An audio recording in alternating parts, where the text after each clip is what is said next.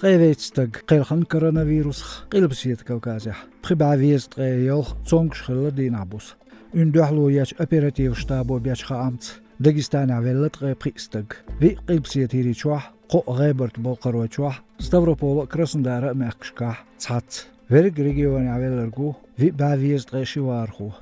دادانش دينابوس اون شيت كارينش اوغري دقبو داغستانيا باشوز قيصا تيغا فيرق انو لاتسرغو بريزر باغيرغ ستغ اوغريك ازغبو اشتنش ادغيح اسبات قوتش نوختي چوح كافيت تقيس دينابوس خائل تقستغح فيرق يون حق دلرغو ازر شبا قوست اي ورستغ افيتالو بارح سوزغالا كل ايرابورتيل üç axşnıq bıçaq büdjetir 1 milyard 4 milyon som Lurduşa 50 örsiçün ministri kabinetu İştxa ambarjin kommersant gazetu Ditsrya aeroport projekt hoto axşlurdu qoşur çağışlu yürü dedos qaşerçoh qi 2 milyard gerg som öşürdü noqçuç aydılu dinç hespışt infrastruktur aya üç yaxç